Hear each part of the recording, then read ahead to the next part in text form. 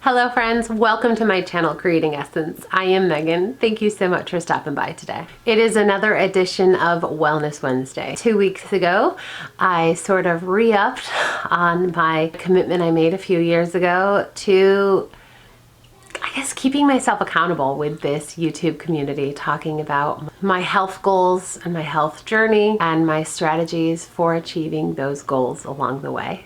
The 3 goals that I talked about were: number 1, maintaining a healthy and strong breastfeeding supply; number 2, keeping my autoimmune issues at bay; and number 3, losing weight. We've been through a couple of pretty challenging weeks. The baby had her 12-week growth spurt, and that was rough. Not a lot of sleep, a whole lot of nursing, but my body rose to the challenge, and she is quite the huge 3-month-old now. She's really healthy and strong. My supply is holding up amazingly. And actually her lip tie is very suddenly proving to be less and less of an issue, which I am totally thankful for. I dealt with mastitis last week because during her growth spurt, she was doing a whole lot of extra nursing, and because of her lip tie issues, that meant specific milk ducts weren't being drained properly because her mouth shape pulls differently. So milk was getting left behind, and the letdown over and over and over again was just kind of packing the area and caused inflammation that led to mastitis. Thankfully, I felt it coming because this is the 3rd time that I've gotten mastitis since she was born, and I was able to take care of it really quickly with some pumping and ice packs and just being really mindful of helping that area drain. We also realized that she is sensitive to when I eat chocolate.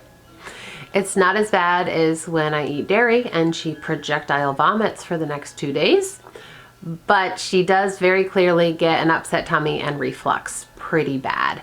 So check chocolate off the list of things that I can eat for the next year or 2. So far, we're up to dairy, all tree nuts, soy, maybe peanuts, but I haven't really tried it. It's just really closely related to soy, so I tend to avoid it if my babies can't handle soy, or vice versa. If they can't handle peanuts, I stay away from soy too. And chocolate.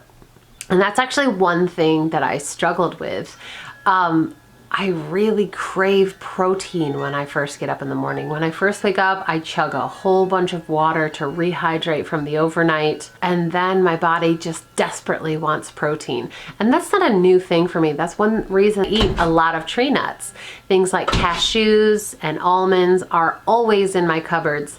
And I tend to just munch on a handful of those while I'm making breakfast in the morning to make sure that I start the day with a really good shot of protein. And I can't do that anymore. The other day I found myself eating a can of tuna while I was making the kids breakfast.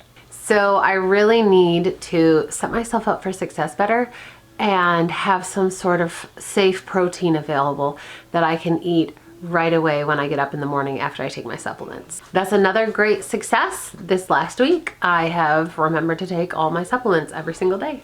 If you're interested in specifically what supplements I take, let me know, and I will post what I take and why next time. Food journaling has definitely been helpful in keeping accountable for what I put in my mouth, the nutritional balance, noticing how often I get inflammatory foods in my diet to help the autoimmune issues stay away, things like that. Food journaling, I know, has always been a great thing for me, but I'm not always good at doing it because it's kind of a pain. But once you get in the routine of it, it's a lot easier, and it's always worth it. This past week, I noticed some habits. Food journaling is how I realized that chocolate was giving her really bad reflux. Being mindful of, number 1, how much I was drinking to make sure, because I feel like I drink so much, but I actually don't drink as much as far as ounces as I think I do. So having it written down and realizing, wow, I should have drunk more water today, and just like grabbing my 28-ounce tumbler and chugging it before bed has been really, really helpful, both for my supply, how I feel in autoimmune issues, and ultimately, I feel like it has helped my weight too, which, speaking of weight, I lost 3 pounds, which is fantastic. I gained 3 pounds throughout my pregnancy, and I was 26 pounds less than my pre-pregnancy weight. So I lost 29 pounds in total if you count the 3 that I also gained. During that recovery period, after that really, really rough postpartum, I gained about 5 pounds back. I'm now down 3 of those pounds that I had gained back. Oh, it was totally fine and healthy and good that I gained that weight back after the massive blood loss and trauma I had from the postpartum complications. So I had no problem with that. And actually, I'm really, really pleased that I was able to lose 3 pounds in 2 weeks, because number one, that's way more. Like, I was hoping best case scenario, 1 pound a week. Like, that would be amazing while breastfeeding, because I'm not actually trying hard to lose weight. I'm just trying to be mindful of what I'm eating healthy, eating plenty of protein, and drinking tons of water to make sure that my health stays in check and that I can continue breastfeeding without any problems. So the fact that I lost 3 pounds was thrilling, because that means I lost 3 pounds while breastfeeding without any trauma, and while my baby had a growth spurt.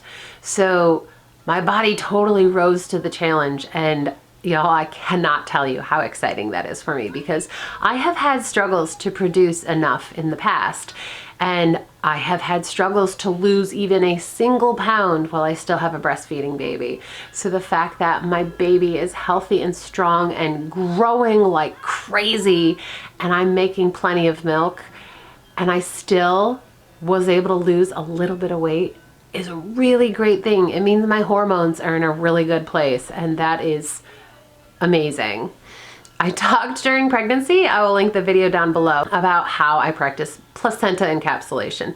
I still am using mine. I have the capsules to go for probably another month or 2, but it has totally helped me to recover this time, now that I am aware of the autoimmune issues and treating my diet appropriately and using my placenta capsules. It has been like, I can only credit those differences in my lifestyle to how much better my body is recovering, not only just in the whole normal postpartum spectrum, but also considering the trauma that I went through. I am so grateful for that resource at my disposal. So that is it. That is the update for this Wellness Wednesday.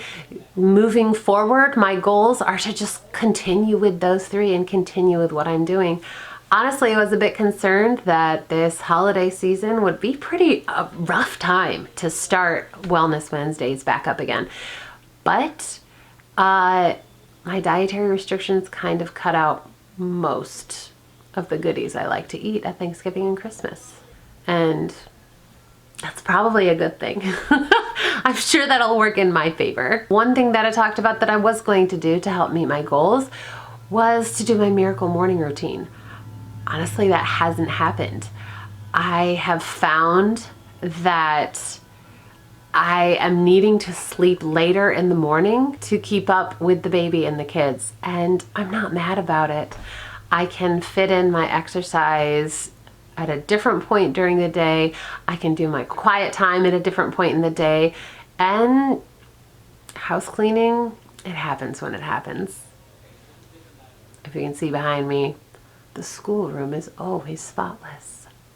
Let me know where you are with your health goals this week. How are things looking going into the holidays? Do you have any strategies? Is this usually like a harder time for you, like I anticipated being for me? I would love to hear what's going on with your health and your goals and your strategies. Thank you all so much for hanging out with me today. As always, if you like this video, give it a thumbs up and subscribe to hang out for more. We'll see you again soon.